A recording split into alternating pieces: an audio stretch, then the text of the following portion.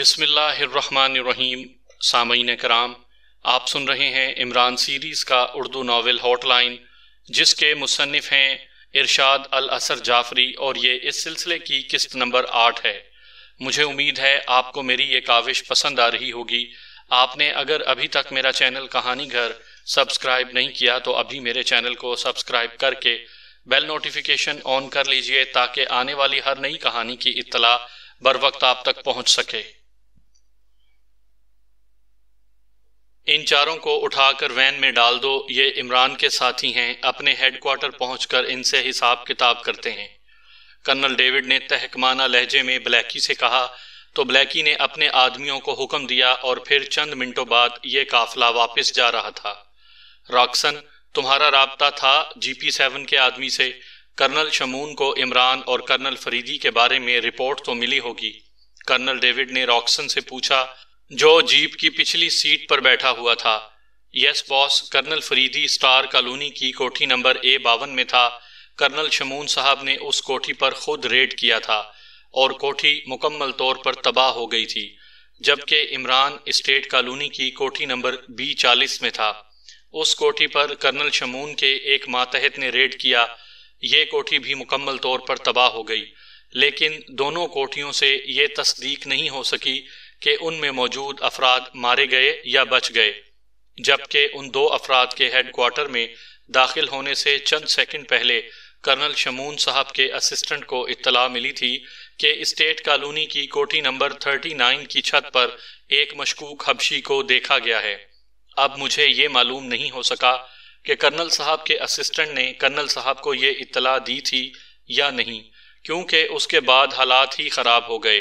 راکسن نے مؤدبانہ لہجے میں اور طویل گفتگو کرتے ہوئے کہا، ہمیں فوری طور پر اسٹیٹ کالونی کی کوٹھی نمبر 39 پر ریڈ کرنا ہے، لیکن اس سے پہلے ہم ان 5 افراد کو ہیڈ کوارٹر پہنچا دیں۔ کرنل ڈیوڈ نے کرخت لہجے میں کہا، یس باس، آپ بالکل درست فرما رہے ہیں۔ بلیکی نے ایک بار پھر خوشامد بھرے لہجے میں کہا، ڈرائیور، ایڈیٹ، نان سینس، تمہیں ڈرائیونگ آتی ہی نہیں۔ ہیڈ کوارٹر پہنچ کر میں تمہیں گولی مار دوں گا اور کوئی ماہر ڈرائیور اپنے ساتھ رکھوں گا۔ کرنل ڈیوڈ نے غصیلے لہجے میں ڈرائیور سے کہا تو اس نے یکدم ہی ایکسیلیٹر پر پاؤں کا پورا وزن ڈال دیا۔ جیپ کو ایک جھٹکا لگا اور اس کی رفتار خطرناک حد تک تیز ہو گئی۔ جلد ہی یہ قافلہ جی پی 5 کے ہیڈ کوارٹر پہنچ گیا۔ جیپ گیٹ پر ہی روک لو، کرنل ڈیوڈ نے ڈرائیور کو حکم دیا تو اس نے جیپ گیٹ پر ہی روک لی۔ وین میں 4 مجرم موجود ہیں، انہیں ڈارک روم میں پہنچاؤ، کرنل ڈیوڈ نے گیٹ پر موجود گارڈ سے کہا۔ اس کا حکم سنتے ہی 4 گارڈز وین کی طرف بڑھے۔ انہوں نے چاروں بے ہوش افراد کو اٹھا لیا۔ تم اب اسٹیٹ کالونی چلو، کرنل ڈیوڈ نے ایک بار پھر ڈرائیور کو حکم دیتے ہوئے کہا۔ ڈرائیور نے ایک جھٹکے سے جیپ بیک کی، پھر جیپ تیزی سے گھوم کر سیدھی ہوئی اور سڑک پر آ کر اس نے طوفانی رفتار پکڑ لی۔ گڈ، تم کافی ماہر ڈرائیور ہو اور اسی مہارت کی وجہ سے تم کرنل ڈیوڈ کے ڈرائیور ہو۔ اس مرتبہ کرنل ڈیوڈ نے ڈرائیور کی تعریف کرتے ہوئے کہا۔ وہ بھول گیا تھا کہ کچھ دیر پہلے اس نے ڈرائیور کو ڈانٹا تھا۔ باس، آپ کی صحبت کی وجہ سے ہی تو میں اچھی ڈرائیونگ کرتا ہوں۔ چونکہ ڈرائیور بھی اس کے مزاج سے آشنا تھا، اس لیے اس نے بھی کرنل ڈیوڈ کی خوشامد کرتے ہوئے کہا۔ اس کی بات سن کر کرنل ڈیوڈ نے اثبات کے انداز میں سر ہلا دیا۔ پھر اس نے بیک مرر پر نظر دوڑائی۔ وین بھی طوفانی رفتار کے ساتھ پیچھے آ رہی تھی۔ بلیکی حبشی عمران کا ساتھی ہے اور عمران لومڑی کی طرح چالاک ہے۔ جی پی 7 کے ہیڈ کوارٹر میں عمران موجود نہیں تھا، صرف اس کے ساتھی تھے، جبکہ یہاں عمران موجود ہوگا۔ اس لیے ہمیں گیٹ کے بجائے کوٹھی کی عقبی طرف سے کارروائی کرنا ہوگی۔ کرنل ڈیوڈ نے کہا، باس، ہم تو آپ کے حکم کے غلام ہیں۔ آپ ہمیں جو حکم دیں گے ہم اسی پر عمل کریں گے، اور ہم یہ بھی جانتے ہیں کہ آپ کے ہر حکم میں دانائی اور مصلحت ضرور ہوتی ہے، بلیکی نے خوشامد کرتے ہوئے کہا۔ اسی وقت ان کی جیپ اسٹیٹ کالونی پہنچ گئی۔ ڈرائیور نے جیپ کی رفتار کم کر دی۔ باس، آپ نے حکم دیا ہے کہ 39 کی عقبی سمت میں چلا جائے، ڈرائیور نے مؤدبانہ لہجے میں کہا۔ ہاں، میں نے یہی حکم دیا ہے، کرنل ڈیوڈ نے گردن اکڑاتے ہوئے کہا۔ 9B ایریا میں آ کر ڈرائیور نے کوٹھیوں کے نمبروں پر نظر دوڑائی اور پھر وہ 39 کی عقبی سمت میں آ گئے۔ عقبی سمت میں گلی تھی اور گلی میں کوڑے کے بڑے بڑے ڈرم رکھے ہوئے تھے۔ کوٹھی نمبر 40 تباہ ہو چکی تھی، اس کی عقبی دیوار بھی کئی جگہ سے اڑ چکی تھی۔ پارلے، دیوار پر چڑھو اور گیس کیپسول فائر کرو، بلیکی نے اپنے ایک ساتھی کو حکم دیتے ہوئے کہا۔ یس سر، پارلے نے مؤدبانہ لہجے میں کہا۔ پھر اس نے ایک ڈرم دیوار کے ساتھ لگایا اور اپنے ایک ساتھی کے کاندھے پر سوار ہو کر دیوار پر چڑھ گیا۔ پہلے تو اس نے دوسری طرف کا جائزہ لیا اور اس کے بعد اس نے گیس پسٹل سے کئی کیپسول فائر کر دیے۔ 5-6 افراد ادھر سے ہی اس کوٹھی میں چلے جاؤ اور کوٹھی کا مین گیٹ بھی کھول دو، ہم مین گیٹ سے آ رہے ہیں۔ کرنل ڈیوڈ نے اپنے ساتھیوں کو حکم دیتے ہوئے کہا تو 5-6 آدمی دیوار سے ہی دوسری طرف کود گئے، جبکہ کرنل ڈیوڈ اور بلیکی اور دیگر افراد مین گیٹ پر آ گئے۔ کرنل ڈیوڈ کے ساتھی مین گیٹ کھول چکے تھے۔ مین گیٹ کے قریب ہی ایک حبشی بے ہوشی کی حالت میں پڑا ہوا تھا۔ معلوم نہیں کتنے حبشی عمران کے ساتھی ہیں، کرنل ڈیوڈ نے بڑبڑاتے ہوئے کہا۔ اسے بھی اٹھا کر وین میں ڈال دو، کرنل ڈیوڈ نے اپنے ساتھیوں کو حکم دیتے ہوئے کہا تو اس کے 2 ساتھیوں نے اس حبشی کو اٹھایا اور وین میں ڈال دیا۔ اس کے بعد کرنل ڈیوڈ کمروں کی طرف بڑھا۔ کمروں کی تلاشی کے دوران اسے ایک کمرے میں 4 افراد نظر آ گئے، چاروں ہی بے ہوش تھے۔ ان میں سے ایک کو دیکھ کر تو کرنل ڈیوڈ چونک پڑا، کیونکہ کرنل ڈیوڈ اسے اچھی طرح جانتا تھا۔ اوہ، یہ تو شیفرڈ ہے، لارڈ میکالے کا پی اے، اور اس پر تشدد بھی کیا گیا ہے، کرنل ڈیوڈ نے کہا۔ یس باس، یہ لوگ معصوم شیفرڈ صاحب پر تشدد کر رہے تھے، اور تشدد کے بعد یقیناً انہوں نے شیفرڈ صاحب کا خاتمہ کر دینا تھا، بلیکی نے مؤدبانہ لہجے میں کہا۔ بلیکی، یہ عمران ہے، آج یہ میرے ہاتھ لگ گیا ہے، اب میں اس کے جسم کا قیمہ بنا دوں گا، اور اس کی ہلاکت پر کروڑوں ڈالرز کا انعام بھی ہے، وہ انعام بھی مجھے ملے گا، کرنل ڈیوڈ نے مسرت بھرے لہجے میں کہا۔ باس، آپ کی ذہانت، لیاقت اور تدبیر سے ہی تو عمران جیسا خطرناک سیکرٹ ایجنٹ آج چوہے کی مانند پھنس گیا ہے، ورنہ لاکھ کوششوں کے باوجود بھی آج تک کوئی اسے گرفتار نہیں کر سکا تھا۔ بلیکی نے خوش آمدی لہجے میں کہا۔ ہاں، یہ میرا ہی کارنامہ ہے، اور میرے اس کارنامے میں تم بھی میرے ساتھ شامل ہو۔ میں تم سب کو نہ صرف سروس میں ترقیاں دوں گا، بلکہ حکومت کی جانب سے لاکھوں ڈالرز انعام بھی دلواؤں گا، کرنل ڈیوڈ نے کہا۔ باس، آپ جیسا آفیسر تو قسمت والے ماتحتوں کو ہی ملتا ہے، آپ کی جس قدر تعریف کی جائے کم ہے، بلیکی نے ایک بار پھر خوشامد کرتے ہوئے کہا تو کرنل ڈیوڈ کا سینہ پھول گیا۔ پارلے، تم انہیں بھی اٹھا کر وین میں ڈالو، بلیکی نے اس مرتبہ پارلے کو تحکمانہ لہجے میں کہا۔ ان کے 4 ساتھیوں نے 4 بے ہوش افراد کو اٹھا کر کاندھوں پر ڈالا اور پھر وہ سب کمرے سے باہر نکل آئے۔ کرنل ڈیوڈ اس طرح چل رہا تھا جیسے اس نے کوئی سلطنت فتح کر لی ہو۔ کمرے کا ملبہ گولوں اور برچھیوں کی طرح انہیں لگ رہا تھا، جس کی وجہ سے وہ زخمی ہوئے تھے۔ درد کی شدید لہریں ان کے جسموں میں دوڑ رہی تھیں، لیکن اگر وہ اس وقت ان زخموں کی پرواہ کرتے تو پھر یہ کمرہ ان کا مدفن بھی بن سکتا تھا، لہٰذا وہ تیزی سے باتھ روم کی طرف بڑھے۔ قاسم کی حالت بہت خراب ہو گئی تھی اور اس سے چلا نہیں جا رہا تھا۔ کرنل فریدی نے اس کا بازو پکڑ لیا۔ قاسم، اگر تم نے یہاں سے بھاگنے میں ہمت نہ کی تو موت کا فرشتہ تمہیں یہیں دبوچ لے گا، لہٰذا ہمت کرو اور دوڑو، کرنل فریدی نے تیز لہجے میں کہا تو قاسم کے جسم میں قوت سی بھر گئی۔ وہ کرنل فریدی کے ساتھ ساتھ باتھ روم کی طرف دوڑا۔ ان کے باقی ساتھی اس دوران باتھ روم میں پہنچ چکے تھے۔ باتھ روم سے ایک خفیہ راستہ اس کوٹھی سے باہر جاتا تھا اور کرنل فریدی انہیں اس راستے کے بارے میں بتا چکا تھا۔ کرنل فریدی اور قاسم جب تک باتھ روم میں پہنچے انہیں چند پتھر اور بھی آ لگے، لیکن انہوں نے پرواہ نہ کی۔ ان کے ذہن میں صرف ایک ہی بات تھی کہ انہوں نے بھاگنا ہے اور اپنی جان بچانی ہے۔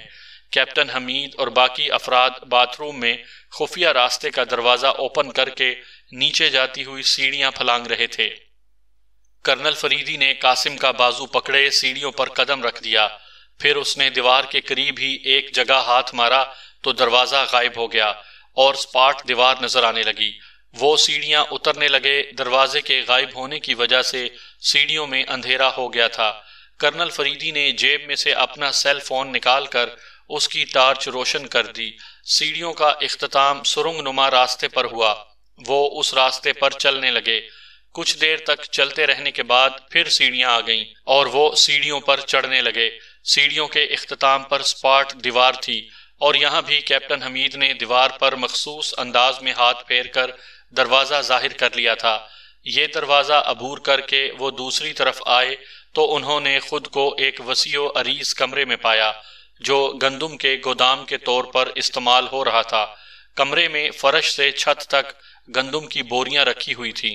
کرنل فریدی نے دروازے سے باہر آنے کے بعد دروازے کے قریب ہی دیوار پر ایک مخصوص انداز میں ہاتھ پھیرا تو دروازہ غائب ہو گیا اور وہاں دیوار نظر آنے لگی۔ وہ بوری کی قطاروں کے درمیان میں چلتے ہوئے اس وسیع و عریض کمرے سے باہر نکل آئے۔ باہر بہت بڑا صحن تھا اور صحن میں بھی گندم کی بوریاں رکھی ہوئی تھیں۔ کچھ فاصلے پر ایک بڑا سا گیٹ نظر آ رہا تھا۔ وہ سبھی گیٹ کی طرف بڑھے۔ گیٹ سے باہر نکلے تو انہوں نے خود کو ایک کشادہ گلی میں پایا۔ اس گلی میں اسی قسم کے بڑے بڑے گیٹ دکھائی دے رہے تھے۔ گلی ایک طرف سے بند تھی اور دوسری طرف سے چند قدموں کے فاصلے پر سڑک دکھائی دے رہی تھی۔ کرنل فریدی سڑک کی طرف چلنے لگا۔ سڑک کے قریب ہی گلی کے آغاز میں ایک درمیانے سائز کا گیٹ تھا۔ کرنل فریدی اس گیٹ پر رک گیا۔ اس گیٹ پر تالا لگا ہوا تھا لیکن نصف منٹ بعد تالا کھل چکا تھا۔ تالا کھلنے پر وہ سب اس کوٹھی میں داخل ہو گئے۔ یہ اس گلی میں واحد رہائشی کوٹھی تھی، باقی تمام گودام تھے۔ وہ اس کوٹھی کے ڈرائنگ روم میں آ کر بیٹھ گئے۔ سر، میں باہر کے حالات کا جائزہ لے آؤں؟ روزہ نے اجازت طلب لہجے میں کرنل فریدی سے کہا۔ کرنل فریدی نے اثبات کے انداز میں سر ہلاتے ہوئے کہا تو روزہ اٹھ کر باہر چلی گئی۔ کرنل صاحب، یہ مصیبت ہم پر اس سالے کپتان وپتان کی وجہ سے آئی ہے، قاسم نے کیپٹن حمید کو گھورتے ہوئے کہا۔ کیا میری وجہ سے؟ تمہارا دماغ تو صحیح ہے، کیپٹن حمید نے غصیلے لہجے میں کہا۔ ہاں، تم ہمیشہ فل فلوٹیوں کے تعاقب میں رہتے ہو، ان کے ساتھ پارکوں وارکوں میں جاتے ہو، ہوٹل چھوٹل میں کھانا وانا کھاتے ہو، اور یہ پاپ واپ ہے۔ ایسے انسانوں کو اللہ میاں مصیبت وصیبت میں ڈال دیتا ہے۔ قاسم نے کہا، تم خود بھی تو فل فلوٹیوں کے چکر میں رہتے ہو اور اپنے والد سے ہنٹر بھی کھاتے ہو۔ کیپٹن حمید نے منہ بناتے ہوئے کہا۔ وہ تو چھپکلی بیگم میرے خلاف سازش مازش کرتی ہے، میری شکایتیں وکایتیں لگاتی رہتی ہے، اس لیے میرے والد محترم مجھ پر ہنٹروں ونٹروں کی بارش وارش کرتے رہتے ہیں۔ قاسم نے کہا، تو تم فل فلوٹیوں کے چکر میں نہیں رہتے؟ کیپٹن حمید نے اسے گھورتے ہوئے کہا، میں جس فل فلوٹی کو کبھی دیکھتا ہوں اس نیت میت سے دیکھتا ہوں کہ اس سے دوسری شادی مادی کروں، اور اس نیت میت سے دیکھنے سے پاپ واب نہیں ہوتا۔ قاسم نے معصومیت سے کہا تو کرنل فریدی اور ریکھا کے ہونٹوں پر مسکراہٹ آ گئی۔ تمہارا دوسری شادی کا خواب کبھی بھی پورا نہیں ہوگا، کیپٹن حمید نے کہا۔ جس انسان کے دوست موست تم جیسے ہوں اسے کبھی بھی خوشی مسی نہیں مل سکتی، قاسم نے منہ بنا کر کہا تو ریکھا نے بے اختیار کہا لگایا، جبکہ کرنل فریدی کی مسکراہٹ بڑھ گئی۔ دوسرے افراد بھی مسکرانے لگے۔ بھئی، یہ بات تو قاسم نے بالکل درست کہی ہے، کرنل فریدی نے مسکراتے ہوئے کہا۔ آپ ہی نے اس کو سر پر چڑھایا ہوا ہے، کیپٹن حمید نے منہ بناتے ہوئے کہا۔ قاسم بھائی، آپ نے یہ بات کیوں کہی ہے؟ کیپٹن صاحب نے آخر ایسا کون سا کام کیا ہے؟ ریکھا نے ہنسی روکتے ہوئے کہا۔ یہ سالہ کپتان میری جھوٹی سچی باتیں چھپکلی بیگم سے کہتا رہتا ہے، اور وہ والد بزرگوار سے۔ میری دوسری شادی وادی کے کئی چانس وانس اس سالے کی وجہ سے خراب ہوئے ہیں، قاسم نے ایسے معصوم لہجے میں کہا کہ ریکھا ایک بار پھر ہنسنے لگی۔ کرنل فریدی کی مسکراہٹ میں بھی اضافہ ہو گیا۔ ہنسو، خوب ہنسو اس پاگل ہاتھی کی باتوں پر، کیپٹن حمید نے کہا تو ریکھا نے کہا بلند کیا، ارے خبردار، جو مجھے پاگل ہاتھی کہا تو میں گردن وردن دبا دوں گا۔ ہاں، قاسم نے کیپٹن حمید سے کہا۔ بس بھئی قاسم، اب تم کیپٹن حمید کو اور زچ مت کرو، آج تم نے اس بیچارے کی بہت کر دی ہے، کرنل فریدی نے مسکراتے ہوئے کہا تو کیپٹن حمید کا منہ بگڑ گیا۔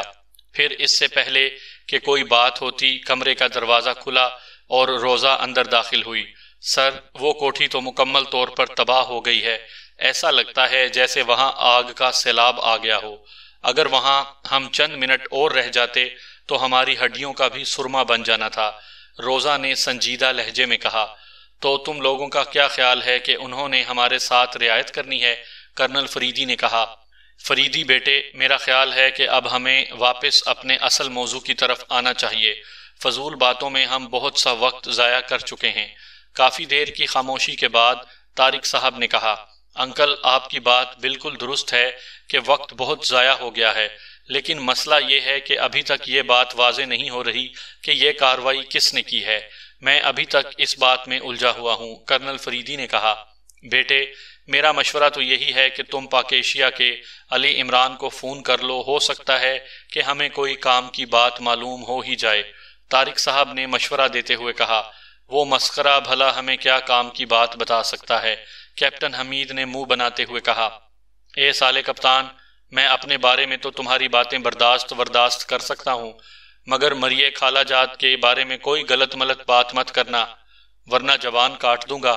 قاسم نے کیپٹن حمید کو دھمکی دیتے ہوئے کہا تو اس کا چہرہ سرخ ہو گیا۔ آپ اپنے اس چہیتے کو سمجھا لیں ورنہ آج یہ ضائع ہو جائے گا۔ کیپٹن حمید نے کرنل فریدی سے کہا، قاسم اب تم نے خاموش رہنا ہے اور تم بھی خود پر قابو رکھو۔ کرنل فرید نے پہلے قاسم سے اور پھر کیپٹن حمید سے کہا۔ کیپٹن حمید سے بات کرتے ہوئے ان کا لہجہ کافی سخت ہو گیا تھا۔ کرنل فریدی کا موڈ دیکھ کر کیپٹن حمید بولا تو کچھ بھی نہیں، البتہ اس نے اپنا منہ ضرور پھلا لیا۔ آپ کہتے تو ٹھیک ہیں، لیکن عمران سے اس کی مرضی کے خلاف اگلوانا ناممکن ہے۔ بہرحال میں اس سے بات کرتا ہوں، کرنل فریدی نے کہا، اور پھر اس نے اپنی جیب سے اپنا سیل فون نکال لیا۔ عمران کے مخصوص سیل فون نمبرز اسے زبانی یاد تھے، اس لیے وہ نمبرز پریس کرنے لگا۔ آخری نمبر کے پریس ہونے کے چند سیکنڈ بعد دوسری طرف بیل جانے لگی۔ یس، دوسری طرف سے کال ریسیو ہوئی اور ایک محتاط نسوانی آواز سنائی دی۔ نسوانی آواز سن کر کرنل فریدی حیران ہوا۔ وہ جولیا کی آواز اچھی طرح پہچانتا تھا۔ یہ آواز جولیا کی نہیں تھی۔ پھر اچانک اس نے آواز پہچان لی۔ یہ آواز عمران کی کلاس فیلو اور دوست روشی کی تھی۔ روشی پاک ایشیا سیکرٹ سروس کے لیے ایکریمیا میں بلا معاوضہ خدمات سر انجام دیتی تھی۔ روشی کی آواز پہچانتے ہی کرنل فریدی فوراً اپنی جگہ سے اٹھا اور کمرے سے باہر آ گیا۔ وہ اپنے ساتھیوں کے سامنے عمران سے تو بات کر لیتا تھا، لیکن روشی سے بات نہیں کرنا چاہتا تھا۔ ہیلو، کون صاحب ہیں؟ چند لمحے گزر گئے اور کرنل فریدی نے کوئی بات نہ کی تو دوسری طرف سے روشی نے پوچھا، مس روشی، میں کرنل فریدی بول رہا ہوں۔ کمرے سے باہر آنے اور کمرے کا دروازہ بند کرنے کے بعد کرنل فریدی نے آہستہ آواز میں کہا، اور ساتھ ہی وہ لان کی طرف بڑھتا رہا۔ اوہ کرنل صاحب، آپ ہیں؟ خیریت؟ دوسری طرف سے روشی کی چونکتی ہوئی آواز سنائی دی۔ میں نے عمران کے نمبرز پریس کیے تھے، لیکن آواز آپ کی سن رہا ہوں۔ کرنل فریدی نے کہا، کرنل صاحب، میں کچھ دیر پہلے ہی ایکریمیا سے اسرائیل پہنچی ہوں۔ جب میں عمران کے بتائے ہوئے ایڈریس پر پہنچی تو کوٹھی خالی تھی اور آثار بتا رہے تھے کہ یہاں سے عمران اور اس کے ساتھیوں کو اغوا کیا گیا ہے۔ عمران کا یہ سیل فون مجھے ایک کمرے سے ملا ہے اور میں نے ارد گرد سے جو معلومات حاصل کی ہیں اس سے معلوم ہوا ہے کہ عمران اور میرے دیگر ساتھیوں کو کرنل ڈیوڈ نے اغوا کیا ہے۔ روشی نے کہا، کرنل ڈیوڈ؟ لیکن یہ کام تو کرنل شمون کے ذمے لگایا گیا تھا۔ بہرحال اب آپ یہ بتائیں کہ کیا آپ کے پاس میک اپ باکس ہے؟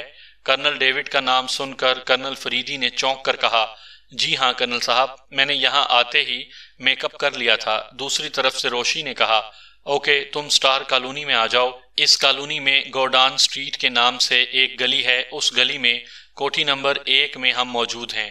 تمہارا نام تو روشی ہی رہے گا، لیکن تم میرے ساتھیوں کے سامنے میک اپ میں رہو گی۔ تم یہاں آؤ تو پھر کچھ سوچتے ہیں، کرنل فریدی نے کہا۔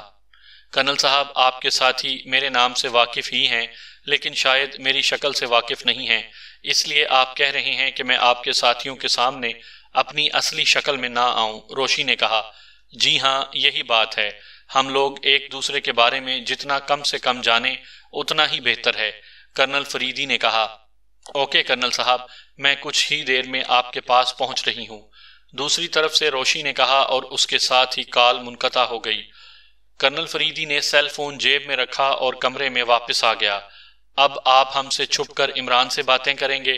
کیپٹن حمید نے شکایتی لہجے میں کہا۔ عمران سے میری بات نہیں ہوئی، اس کا سیل فون کسی اور کے پاس تھا، کرنل فریدی نے کہا۔ کس کے پاس تھا؟ کیا X2 کے پاس تھا؟ کیپٹن حمید نے ایک ہی دم متجسس لہجے میں کہا۔ بھلا X2 کو کیا ضرورت ہے کہ وہ عمران کا سیل فون اپنے پاس رکھے، اور پھر X2 جیسی پر اسرار شخصیت مجھ سے کیوں بات کرے گی؟ کرنل فریدی نے کہا۔ کمال ہے، آپ بھی X2 سے اس قدر مرعوب ہیں، کیپٹن حمید نے حیرت بھرے لہجے میں کہا۔ میں ہی کیا، ساری دنیا ہی اس سے مرعوب ہے، کرنل فریدی نے اس مرتبہ مسکراتے ہوئے کہا۔ کبھی میرے سامنے آئے گا تو پھر اسے پتا چلے گا کہ وہ کتنے پانی میں ہے، اور میں بھی اس سے پوچھوں گا کہ بول میری مچھلی کتنا پانی؟ کیپٹن حمید نے اس مرتبہ منہ بناتے ہوئے کہا۔ بھائی، میری تو یہی خواہش ہے کہ تم کوئی ایسا ہی کارنامہ سر انجام دو کہ ساری دنیا میں دھوم مچ جائے، لیکن بزرگ کہتے ہیں کہ اللہ گنجے کو ناخن نہیں دیتا، کرنل فریدی نے مسکراتے ہوئے کہا۔ جب آپ ہی میری حوصلہ شکنی کریں گے تو میں کیا خاک کام کروں گا؟ کیپٹن حمید نے بدستور منہ بناتے ہوئے کہا۔ انہیں اس طرح باتیں کرتے ہوئے تقریباً نصف گھنٹہ گزر گیا، پھر اچانک ہی ڈور بیل کی آواز سنائی دی۔ روزہ، گیٹ پر مس روشی آئی ہیں، آپ انہیں اندر لے آئیں، کرنل فریدی نے کہا۔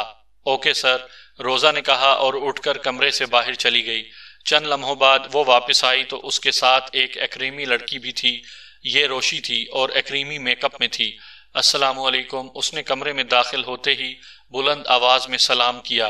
وعلیکم السلام، کرنل فریدی نے سلام کا جواب دیا اور اس کے استقبال کے لیے کھڑا ہو گیا۔ اس کی وجہ سے باقی افراد بھی صوفوں سے کھڑے ہو گئے۔ مس روشی، آپ غالباً میک اپ میں ہیں، کیپٹن حمید نے روشی کو غور سے دیکھتے ہوئے کہا۔ اے سالے کپتان وپتان، تمہیں اتنا بھی پتہ وتا نہیں کہ ہر فل فلوٹی میک اپ شیک اپ کرتی ہے؟ قاسم نے ہنستے ہوئے کہا تو کیپٹن حمید نے اسے غصے سے دیکھا۔ اب تم جاہل ہو تو میں کیا کر سکتا ہوں؟ کیپٹن حمید نے غصے سے کہا۔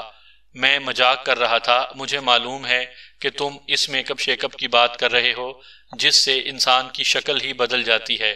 ویسے آپش کی بات ہے، مس روسی جس شکل میں بھی آ جائیں اچھی لگتی ہیں، ایک دم فرسٹ کلاس فل فلوٹی۔